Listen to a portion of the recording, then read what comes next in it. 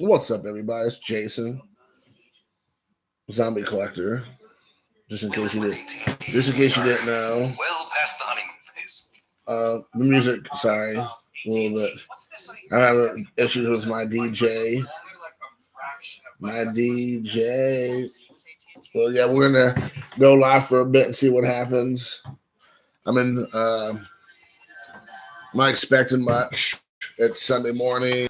It's Sunday fun day, and just gonna do a little bit of chit chatting. Let the shenanigans begin. But I hope everybody's doing well. We're gonna go through these cards that Luca and I opened up yesterday. I'm just gonna straighten them out a bit. See if I got anything really cool that I might have missed. So we'll see how it goes. A lot of these players I never heard of, which I guess is a point when you buy the update series because you just don't know what you're going to get. You might be sitting on some gold, or you may not be. You just kind of don't know what. So I kind of like that, honestly. I kind of like, going back through the cards a year or two later, sometimes 4 or 5 years later, and then being like, oh, wow, I have that rookie card. That's awesome. I did not know I pulled that. Or in this case, maybe Luca pulled it. So I'm just kind of going through, and some of these names I don't even recognize. So we'll see. That's a cool looking card. Trent Thornton. But yeah, we'll see how it goes. Hey, what up, brother? Oh, we can pull this. I don't know if he told me he pulled it. Yeah, he did, but I didn't have the gold stamp on it. The rookie card, JD Hammer, dropping the hammer. Got a Vladdy Guerrero.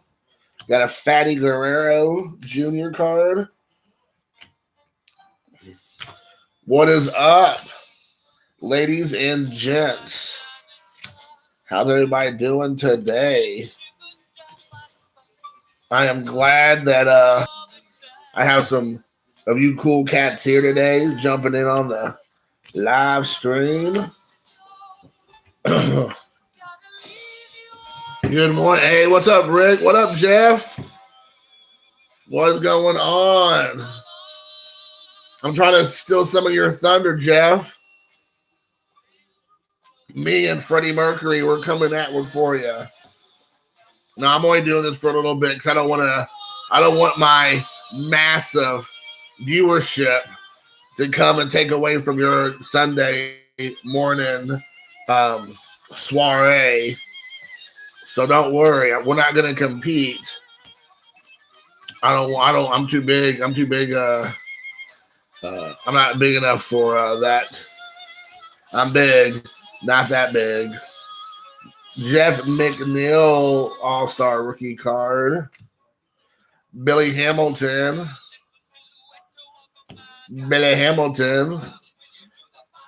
Oh my gosh. Chris Paddock. Oh, here we got the Josh Van Meter rookie card from the Reds. Van Dam. Oh, Spidey. Boy, from a puff, family. Monstrosity. I will say these update packs are rookie card heavy. I guess it's always been that way, but I mean, I'm getting ready to show you a stack of rookie cards I got out of a blaster box, and I'm still going. There's still more to do here. I mean, like literally, there's probably almost as many rookie cards as there is regular cards. It's kind of surprising. I'm almost done here. Acuna Jr.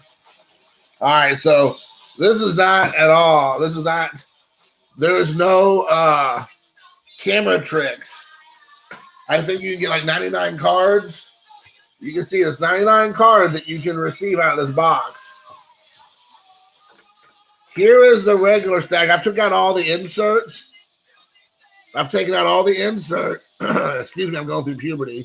I'm taking out all the inserts.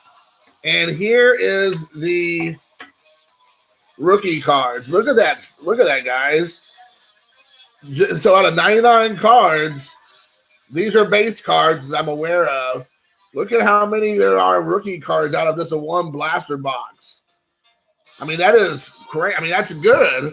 That's awesome. I'm not complaining at all. Hear me, Tops. I'm not complaining.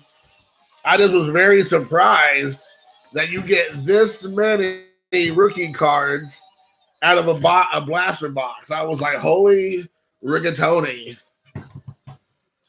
Yeah, I know, dude. I'm saying Astros all the way, Jeff. Astros all the ways. As Lucas screams out Nationals. But I'm a big Altuve fan. I love the little guy. I'm a little guy. What do you say? Oh, whatever. He's saying I'm a bandwagon. Oh my gosh. I'm not an Astros fan. If I have to pick out the two teams, I'm picking the Astros. I'm a Reds fan. Bandwagon, whatever. Gosh. I never mentioned the Astros ever during the regular year except for Altuve. Hey, what up, Izzy? Yeah, this is the only box I found at our local Piggly Wiggly. So, you know, I grabbed it real quick. Luca was like, can we grab this? I'm like, sure, it's the only one, so we better get it. We didn't have any monster hits or anything, but again, with update, you know, a lot of it's going to be rookie card heavy, or you hope. Oh, yeah, I'll show the one. I'm going to do a video where I show all the cards off, but I'll show this one here real quick.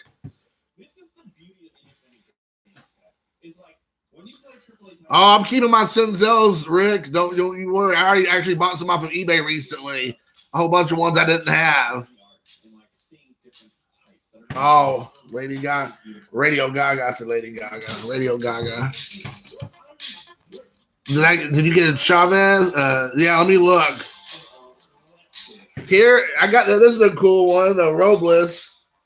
That was the insert in the box. And I like this one. But it'd been cool. There'd been an autograph right there. That was it. Let's look at the Chavez. Let's see. I don't know if I have that one or not. Let me take a look. I'm looking. Give me 1 second. I don't even know who that is.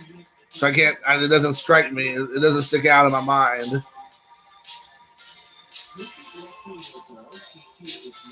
It doesn't look. It's not looking like it. Nope, doesn't. I don't know how to get one. I got a bunch of them. Oh, I know. Luca definitely is, dude. He's giving it to me.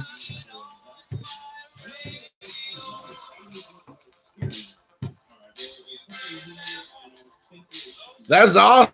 You pulled an Eloy rookie card, 150 your patch. That's awesome, dude. That's cool. I got a couple inserts. I got one foil. I guess that's considered an insert also. I don't know if they do short prints in the update. I guess I can look real quick and see they do short prints. I'm going to have a look for those.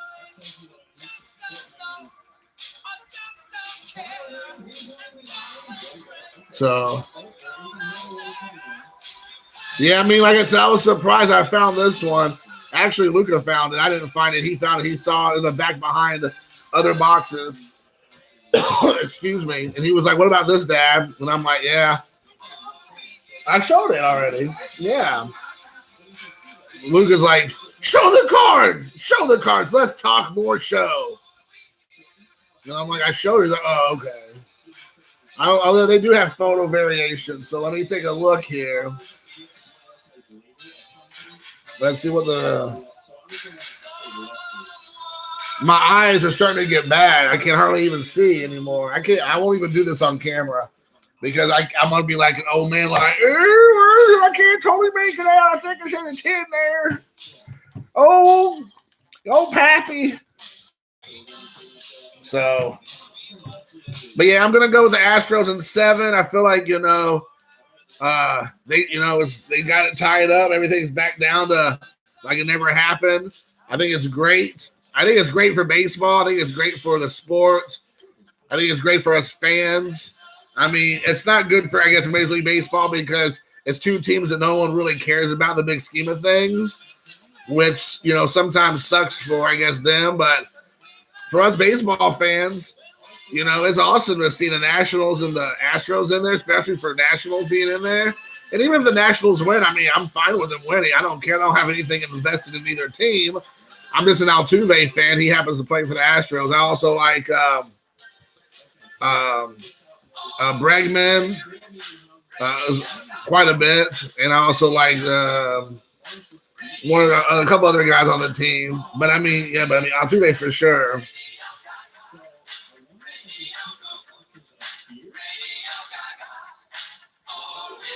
I found my box at Meyer, which is a maybe central Midwest. It came out there. Meyer is out of Michigan, if I understand correctly, and they have them all over Indiana and Michigan. But it's like a Kroger. It's like a Walmart or a Target, exactly like it. It's called Meyer, Meijer. I'm going to go back to that area today because Luca has baseball workout session with hitting and fielding instruction. So I might run over to the Walmart this afternoon and take a look and see if they have any more boxes. But you know, like I said, they had a few things on clearance. So I thought maybe pull the trigger on a few of those clearance items and just have fun opening some packs. But we'll see. Yeah, Meyer is higher. It's like $21 instead of $20 or whatever. But I'm like, if you can't find them anywhere except Meyer, either you're going to pay for $21, you don't pay for it at all. So, I mean, you know, I definitely understand. It sucks, but. And Altuve's been lighting it up in the playoffs, in the World Series in particular. I mean, he seems like every time he gets up, he's hitting the ball. He's getting at least a single, not a double. I think he already has one home run in the World Series and 3 or 4 in all the playoffs. I mean, he's just doing amazing. I mean, I think he's like cementing his Hall of Fame argument. Right now, we're watching it live and in color. So for sure, I think he's definitely doing a good job with that. I mean, he's just amazing athlete for sure. So, but yeah, man, for sure. I swear these commercials, it just makes me crazy. Makes me crazy. Hey, Jeff, what time do you do your thing? I can't remember. Do you start at 9 or do you start at 10? What time do you start? Because I don't want to eat into your time.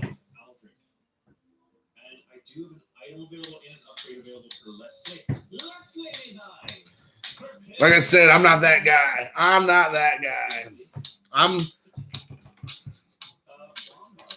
I'm a giver.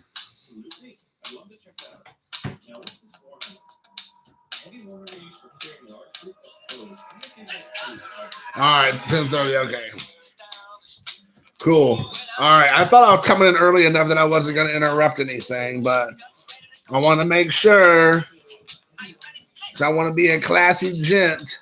It doesn't happen often, but when it does, take note. So yeah, I'm thinking today we have a day off from the World Series, and then they'll be back at Monday. So they'll be back at it on Monday at Houston, I believe. So we will see how it goes. Or is it one more day in Nationals, then they play, then they go back to Houston for the last 2 games? I can't remember. Do they go back to Houston tonight or today, or they stay in Nationals one more game and then head to Houston for the last 2? I can't remember how the breakdown goes. Yeah, I knew there wasn't a game tonight. You're right, Jeff. But I can't remember how it's going to break out. 2-3-2. Okay. Hey, what's up, Gary? Yeah, I was thinking it was 2-3-2 also, but I couldn't remember how it went. So the Nationals really got to win tonight to really put the pressure on Houston. If Houston wins tonight and they go back to 2 more games in Houston, I mean, they're going to throw everything they can, every one of their aces in that 6th game to try to just put a nail in their coffin. So, yeah, we'll see. The legend that is Gary Bink Scott is here, everybody, today. Make sure you pay your appropriate respect for Bink Scott. He will take White Sox. He will take Frank Thomas cards. He will also take slab cards of Hall of Famers. So just make sure you make your accolades towards him. Yeah, I think so too. 7 games. 7 games for baseball is awesome.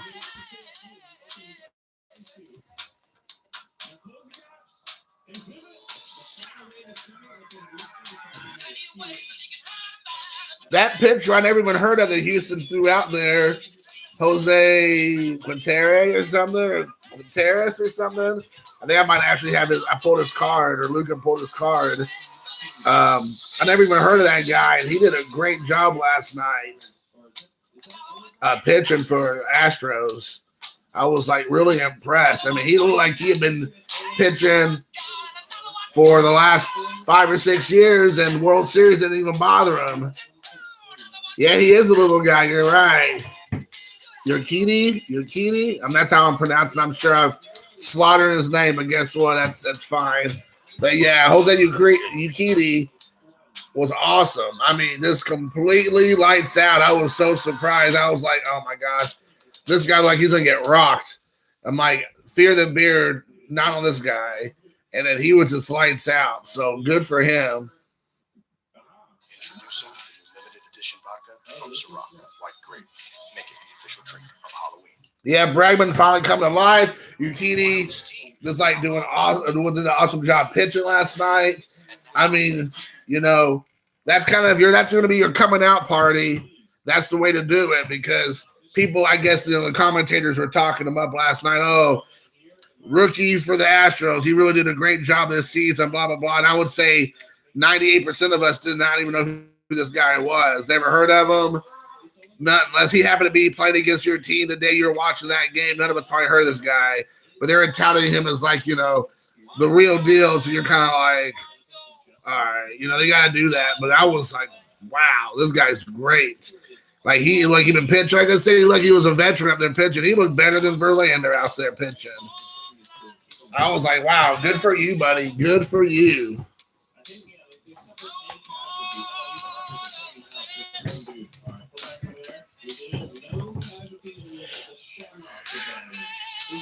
Oh, excuse me.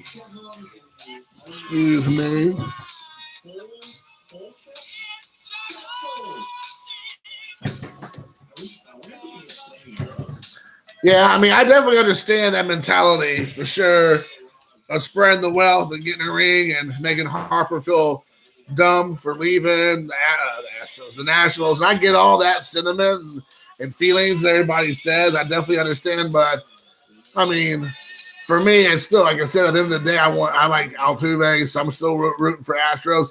But I'm not going to lose any sleep if the Nationals win. I actually be happy. I'm like, hey, congratulations to people like Strasburg and Max Scherzer. I don't think Max Scherzer's won a World Series before.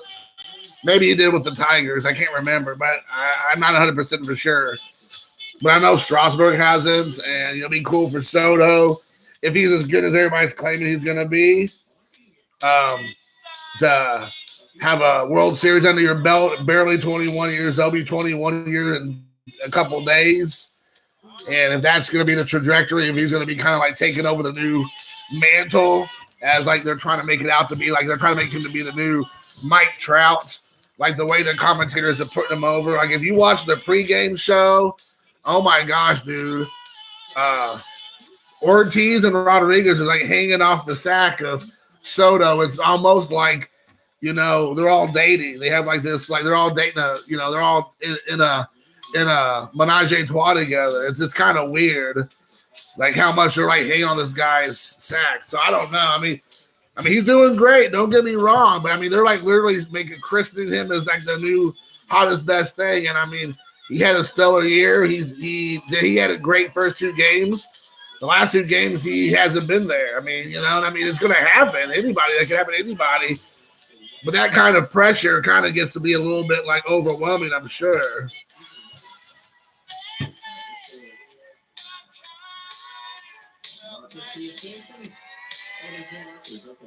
Yeah, that's Rick. Yeah, Reds next year.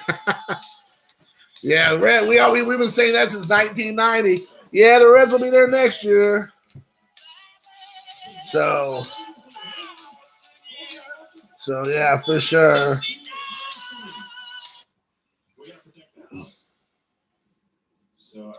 Sorry, I was just checking to make sure my Luca's mom didn't call through or text, and she didn't.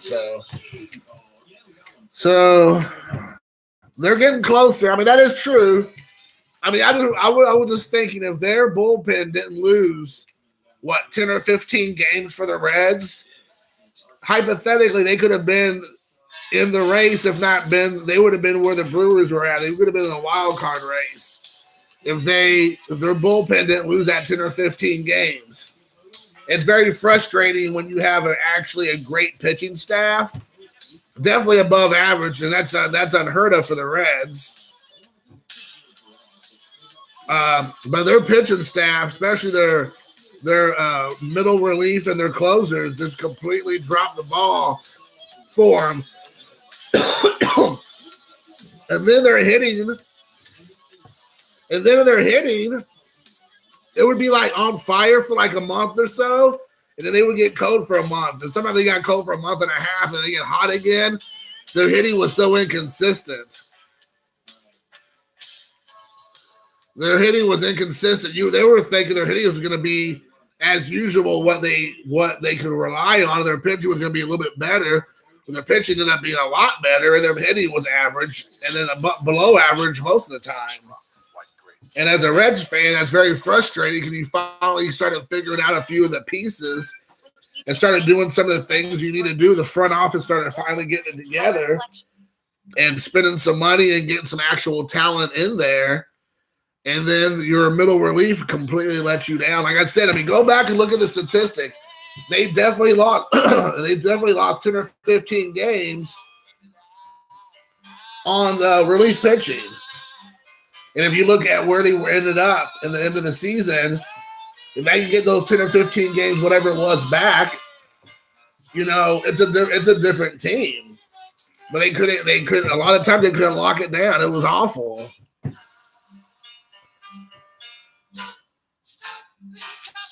Yeah, 11 games just by himself. And they definitely need and that's the thing, Jeff.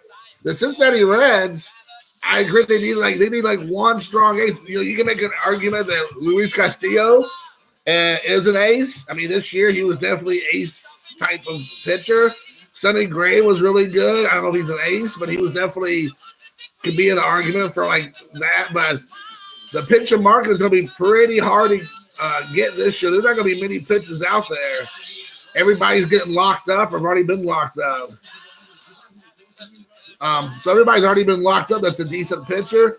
And the few pitchers are going to be on the market this year. You're going to have to spend some big money to get them. I can't think of any real big names that are maybe Bumgarner. But I think his ace days are over. So you really don't want to say Madison Bumgarner is going to be your ace. I mean, he could be better than who we have. Yeah, but Bauer didn't do anything. I mean, he was real streaky for us, Rick. I mean, at least in my opinion, he'd have one or two really good outings, and then he'd have two or three subpar outings, and he'd have another good outing, and he had an okay outing. He wasn't consistent. I don't know if it's just because of change of location or he was going through some stuff. So hopefully everything gets worked out and he's back to where he used to be. If they get Garrett Cole, that would be huge. And the Reds front office has been saying, I've been reading their. I got to turn this down. I'm competing too much with Freddie Mercury over here. But the Reds front office is saying that they're willing to spend money this offseason like they did last season. So if that's true, And if you're going to keep all the other pieces you've already got in the field, I mean, they could maybe get another outfielder. They might have somebody they can trade away that we already have, not any young prospects or any young talent, but somebody maybe for like a decent outfielder defensively that has a little bit of a pop. If it's bad, that'd be great. But if they could get somebody Garrett Cole, that could be huge. That'd be a game changer.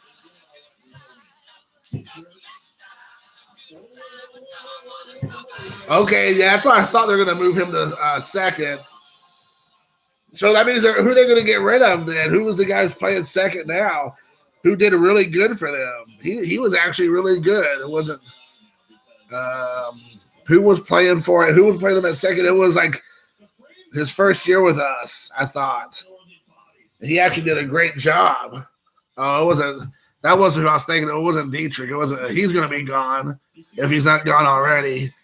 He started out so strong and then completely faded away. That's not who I was thinking that the second baseman was. I thought it was a Latino ball player, but he was just like a hitting machine. So I mean, if you're gonna get rid of your guy who's hitting the ball every time he gets up to the plate, not Galvis, but Galvis, I think he's on the team for another year. I thought he was an upgrade for sure, Freddie Galvis. That's not who I was thinking of either. I can't think of the guy's name. I thought it was somebody else. But maybe I'm wrong. But yeah, Galvis, I think he would be good. We'll see. I thought he came through for the Reds a couple of times. Peraza, that's who I was thinking of. Peraza, thank you. I thought Peraza was great this year. I felt like maybe I'm wrong. Maybe just whenever I was watching or paying attention, Peraza was just like hitting left and right. And I felt like he did a fine job at second base. Maybe I'm wrong. But I felt like compared to him to Derek Dietrich, who was super hot, like supernova hot, and then he just like black hole and just sucked everything around him into a black hole towards the middle of the season on. They're moving Peraza back to the shortstop, so then Senzel's going to second. So where does that put Galvis? Is he going to be like a utility player, I guess? I feel like he's pretty young and still. I feel like he's pretty young. Man. Somebody like Freddie Galvis, I guess they're going to do him like they did Derek Dietrich. I mean, it could work as a platoon player and like kind of put him out there or whatever, but I don't know. I feel like Freddie Galvis is better than a utility player. He's not like by any means a superstar, but I guess, you roll your dice if Senzel starts out cold, then you can put Galvis right in there. So I guess that makes sense. But yeah, I guess that makes sense kind of. But they do need another outfielder. They need a quality outfielder, like strong outfield. I know that O'Grady's taking over first base for Votto eventually, and I feel like he's looked to be pretty good. Like when I was at his game when he got his first hit in Major League Baseball, he looked like he has a lot of promise. Obviously, is he going to be like anything like Votto? Probably not. But Votto's had 2 subpar seasons. I feel like he's on a downward trajectory. I don't feel like he has much left in the tank. I mean, the guy who was hitting a hitting machine, hitting 300 plus a season, now he's hitting like, 250, 260, striking out and popping out a lot.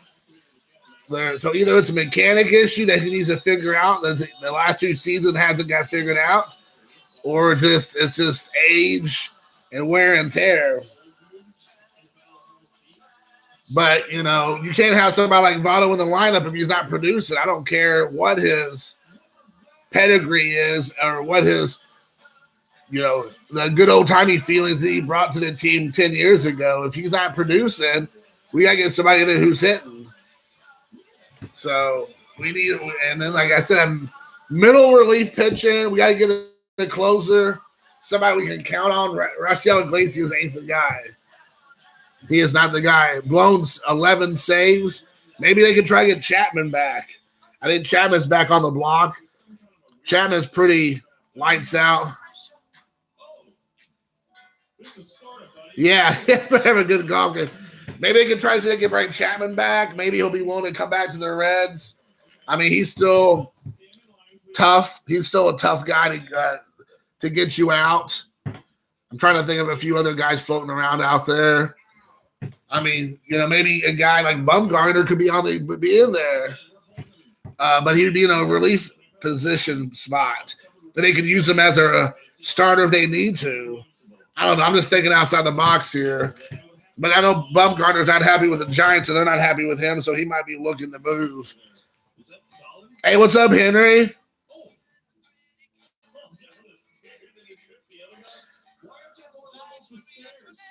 I know, it's those Reds, Jeff. You can't trust them.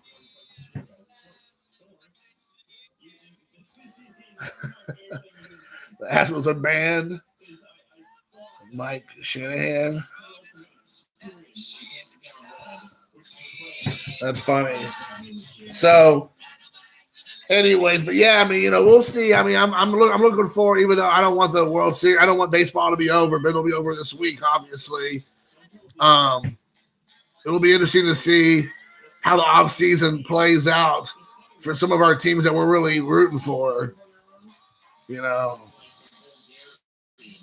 It'll be interesting to see what happens with, especially teams like the Reds that are kind of like right there. That makes sense, Rick. I don't disagree with that actually at all. That's actually a good idea. I would be willing. I wonder if Puig would be willing to come back. If you can bring Puig back, move him to outfield, right field, put Aquino at first base, and then you have Puig who's kind of streaky, but I feel like he's more hot than not usually. He definitely is fun to watch, and I feel like he's a good presence in the dugouts, and the fans love him. So there's definitely a lot of upside with Puig. And I hate that they got rid of him because he was fun to watch. I mean, we got rid of him at the right time because he got real hot. And then right when we got rid of him, he got cold again. So trade Votto for an ace. That would be awesome. I kind of agree with that. Trade Votto for an ace. That would be – I know Reds fans would be freaking out, especially somebody like Alan Neal. He'd probably lose his mind, but that would be awesome. That would make sense. But I feel like Joey Votto can pretty much what's the word? He can pretty much kibosh any trade because of, his tenure with the Reds. He can block any trade moving forward. I don't think that the Reds can trade him without his permission, if I'm not mistaken. So it's going to be tough to trade him unless he thinks he's going to a team that has a chance to win a World Series. Then he might be willing to move.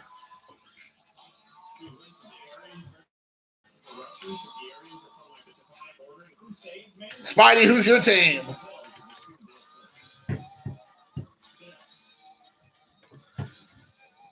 I don't know. I don't even know what the Mr. Red Legs, Mr. Rosie. They have like 4 or 5 mascots of the Reds now. I don't get it all. Yeah, his contract is tough to move. They just signed him 2 or 3 years ago to another 8-year deal or 6-year deal or something. They signed another big contract. You're right. Well, of course, they signed him, but he still had he had a hot good year. As soon as he signed the contract, it's been like wah wah. So.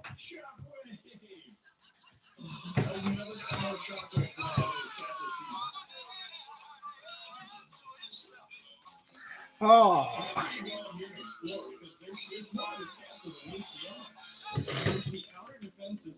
The whole giving one player huge contracts. I know it locks a player down like a Trout or a Harper, but it also hampers your club from ever making any big trades or big other contracts that they can actually make a run for a World Series because they don't have the capital to throw at to get a bunch of other players either through trading or to keep them there to make them happy with a little bit more money because you have $500 million wrapped up in Trout or $380 million in Harper or whatever. Yeah, Bailey, golly. Talk about a complete waste of money. He was never. And when you think about it, he was an ace for us for years. And I say ace in quotes.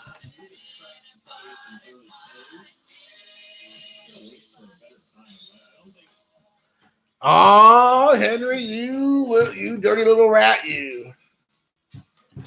Ooh, you dirty rat.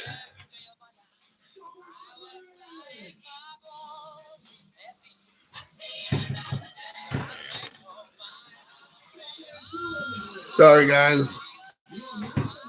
As you can tell, I just woke up not too long ago. I've been going through lots of YouTube videos,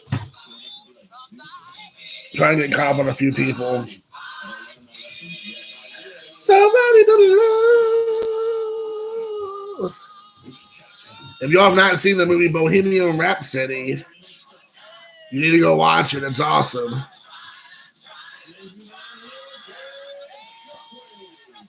Not YouTube. Well, YouTube. Yeah, YouTube videos, yes, but this is Queen. But Bohemian Rhapsody is a great movie. I highly recommend it for people to check it out.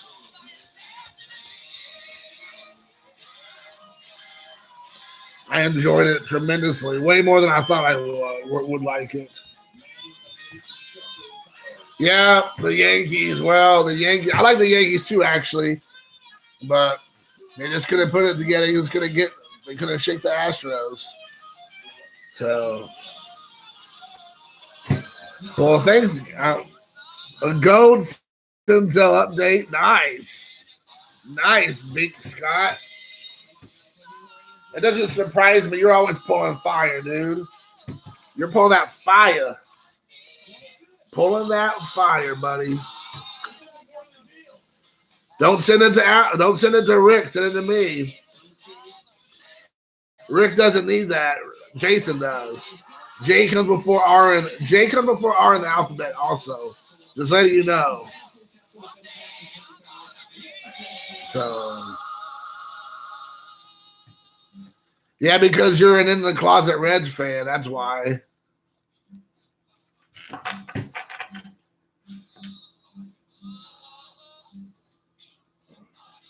Oh yeah, by far terrible contracts, absolutely ridiculous. There's no way that those guys are worth that money, especially Machado.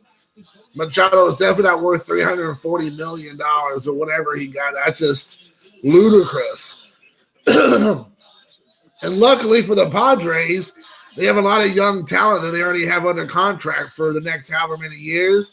So lucky for them, they might not need a lot of extra capital as far as position players are concerned, because it seems like they have a lot of position players there. And that's just ridiculous. I still can't believe that.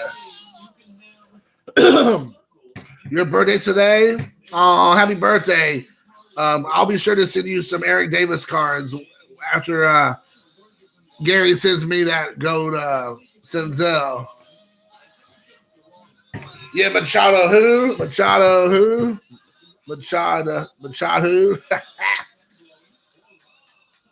But yeah, I think he had an okay season. I don't think he had a terrible season. Did he have a $340 million season? Absolutely not.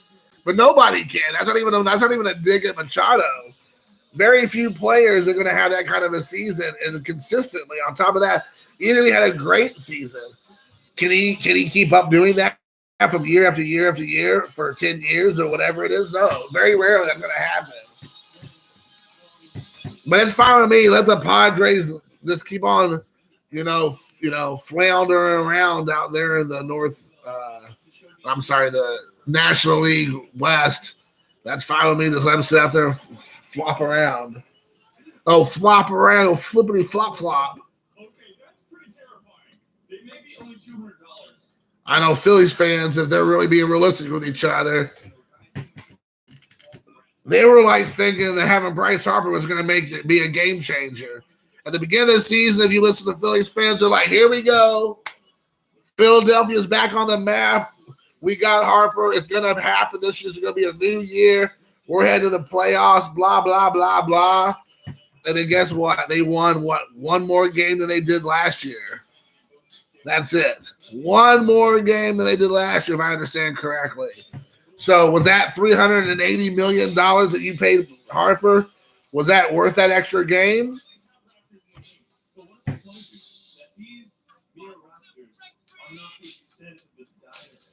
So I mean,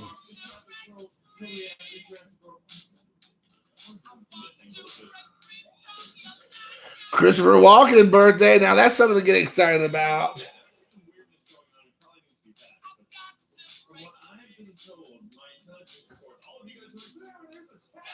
Christopher Walken. That should be a national holiday. Nice.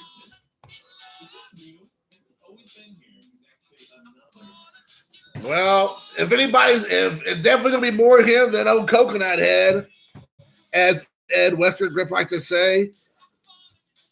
Old Coconut Head didn't do anything. So Girardi definitely has a high chance of making that happen.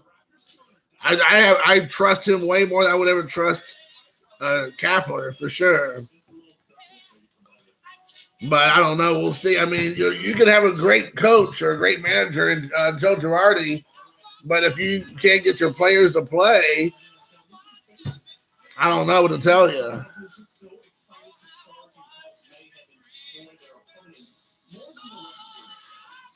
Henry, that's hilarious. He's calling it, dude. He's saying they're not going to win anything until they get rid of Harper. That just happened. Oh man, that's. I don't know if I can. That's a bold statement. I don't know if I can take that Pepsi challenge. That's a bold statement, my friend. But we'll see, I guess. Make sure everybody go checks out Jeff's channel. If you haven't checked it out already, Jeff's channel starts around 10:30. He does like a Sunday trivia, and he talks a lot about what's going on in the week of sports. I think it's pretty much baseball heavy, but then it'll be football and basketball, of course, now. And then I think maybe sometimes he throws in stuff like, soccer and hockey and all that other stuff. All those other sports like underwater basket weaving, competitive frisbee golf, kite flying from around the world, international rugby, Japanese sumo. So he shows a lot of stuff like that too. So make sure you check out his channel though, guys.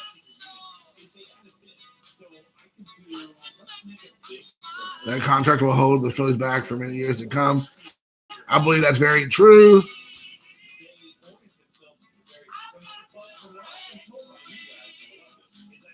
Yeah, I agree. I would agree with you, Rick. I think Harper's a lot better than Jay Bruce, so we'll see. He really did blow his arm out. Oh my god. Yeah, he had a better year than Machado. Harper did have, I think, a better year. Tiddlywinks and Pocket Pool. He also sometimes does ant farms. And you bet on the ant farm, like what ant gets to the bottom from the top the fastest. He also will have shrinky dinks, which one shrinks quickest in the oven. And you pick one that you think is going to be the fastest shrinker with the fastest shrinkerage, and you bet on it. He puts the camera almost right in the oven. He's that much of a competitor. So, yes.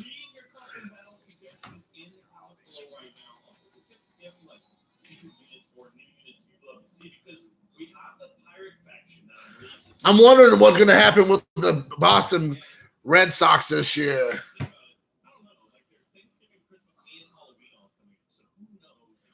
Nah, it's a sport of slapping. Yes.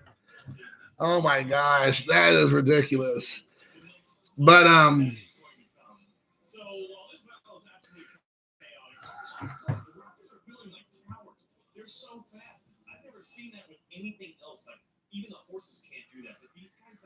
But the thing is kind of true though, because what just happened? Why did my phone just?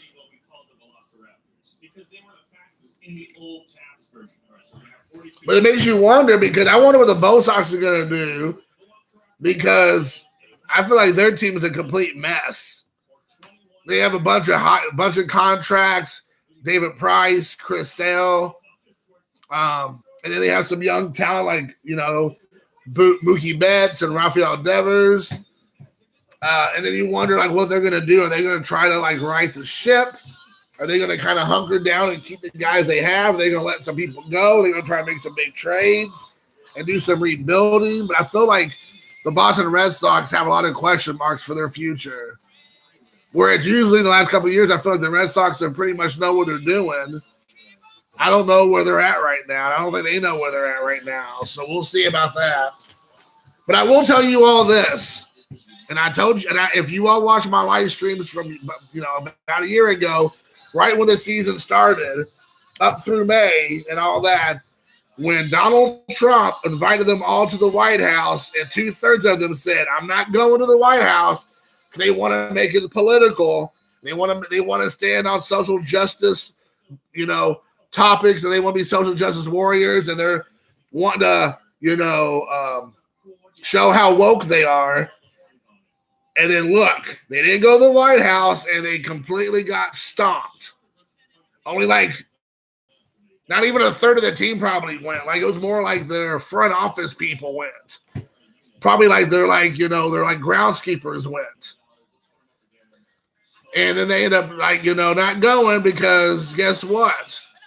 Donald Trump picks winners. He's picked winners from the beginning of time, and he's going to pick winners to the end. And the Red Sox blew him off because they didn't like his politics, but it had nothing to do with that. They just went to the day, shook his hand, told him to his face why they disagree with him, but at least be, cordial. But no, they'd rather sit there and be like, look at me, I'm woke, I'm not going. And look what happened now. They suck. They should have just extended their hand and said, thanks for the offer of bringing us to the White House. But no. Let's see what happens.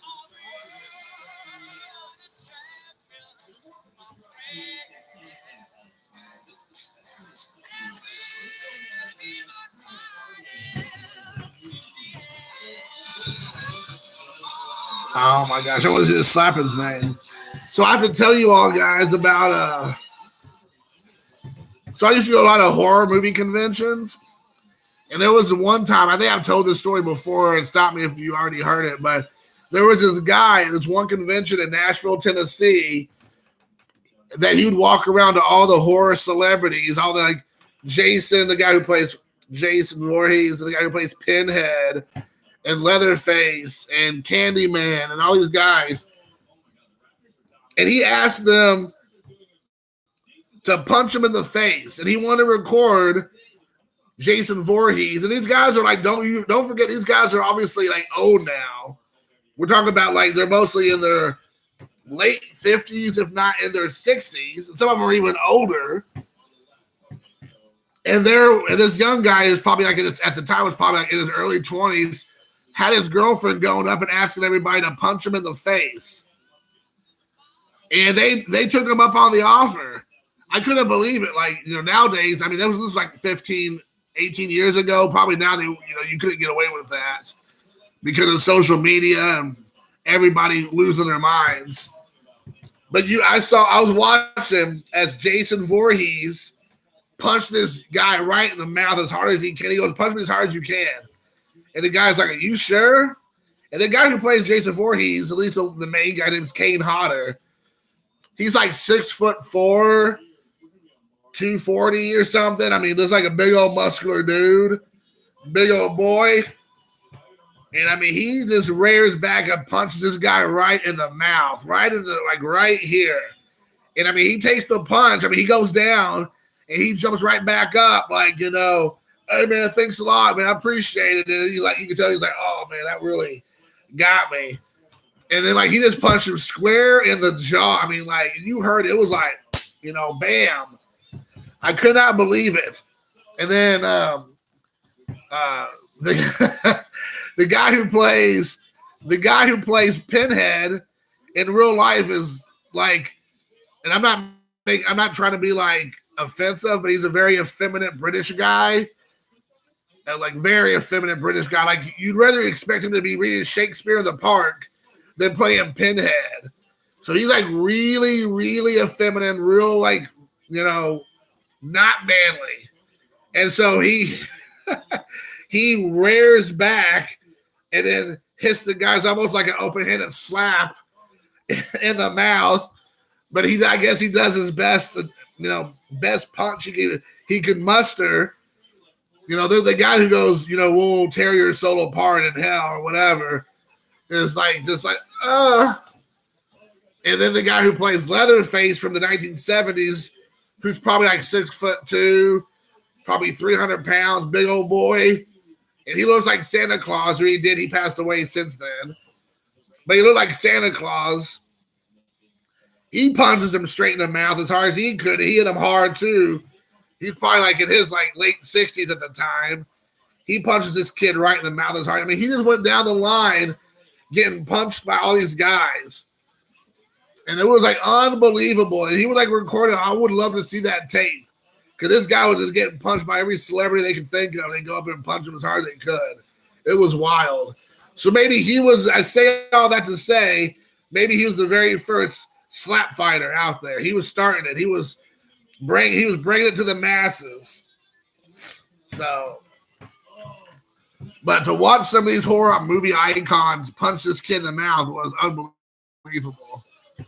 I just sat there like, what in the world?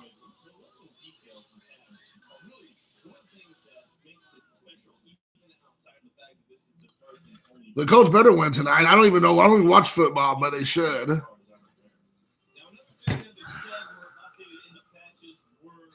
Small dude gets smacked silly. Yeah. When I was in high school, the girls would be smacking each other all the time in the mouth. It'd be a full-on slap fight with girls.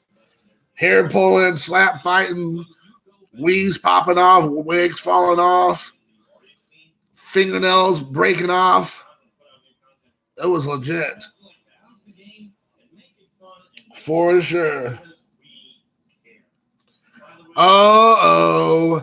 Troy, the legend Rudder is here, everybody.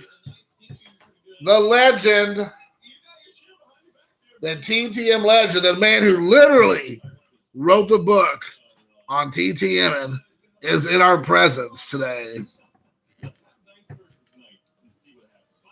This guy rubs shoulders with the greatest of us. I mean, he like really rubs shoulders with the greatest. Oh, talking about the greatest. What's up, son? I got your music playing. I know. I don't know what's going on. Is it Freddie Mercury? There you go. A little bit better. Troy Rudder had the privilege to spend time with George Clooney. I have no idea who that is. That's because you're a 10. He is an old guy. He's actually older than me. I'm trying to think of how you would know what movie you might know him from, but you probably wouldn't know from anything. Yeah, Batman. He was Batman in like Batman Part 3 or whatever, which was awful. Yeah. Yeah. Is that the one with the bat nipples? Was that him in Bat Nipples? I can't remember if he was Bat Nipples or that Val Kilmer. But one of those guys was Bat Nipples. I can't remember which one.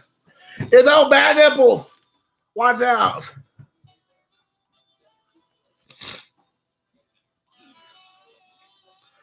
That's what happens when Joel Schumacher is your director. The same director from The Lost Boys, who had a greased up, muscle-bound saxophone player gyrating on the stage when vampires were attacking young boys. Coincidence? I don't think so.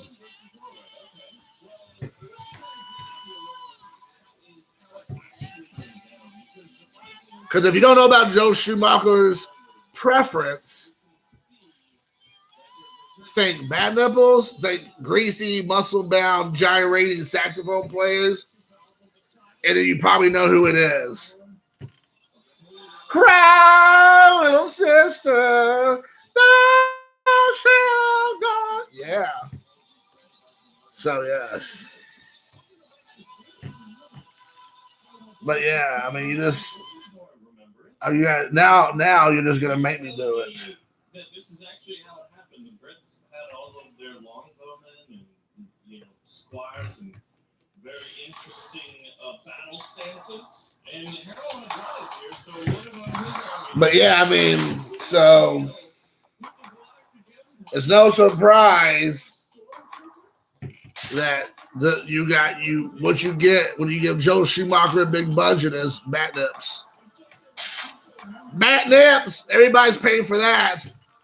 They're like Joe. Here's the bat suit. We're not going to make too many alterations to it because it works. The public likes it. The kids like it. The studio likes it. The comic book creators like it. But if there's any little tweaks you would like to, to show make it your vision, to make it, your stamp on it, is there anything you would like to do differently to kind of tweak it a bit?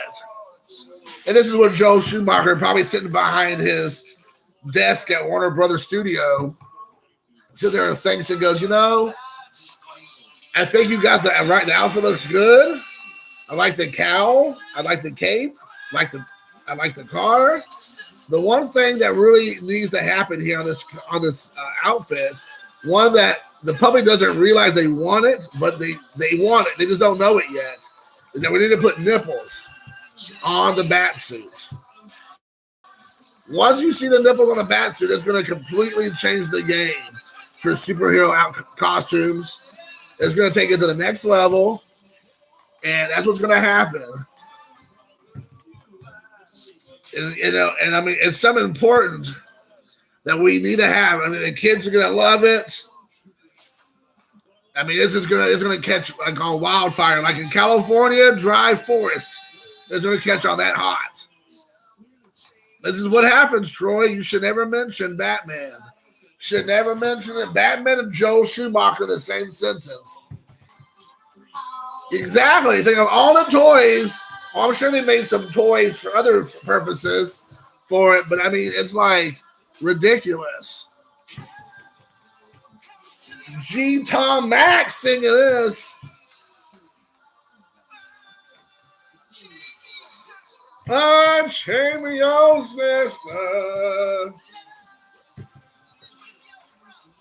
Did he just say love is with your brother? I think he just said that. No way. Oh my gosh. I think that's actually what he said. I think G. Tom Mac singing, Cry Little Sister just said, love is with your brother. Now, G. Tom Mac, if you didn't know, he's actually from England, but maybe by the way of Kentucky. Love with your brother. That's disturbing. That puts a whole new layer on this. And if you know the movie The Lost Boys, there's a brother combo. Wow. I don't know if I can look at Sam the same way again. Oh my gosh. Sister, love of your brother, love with your brother. It's disturbing. Now they're saying come to your brother. That's a little bit heady conversation. Oh my gosh, that was intense. That was intense. Oh my gosh, what's up with Selena Gomez?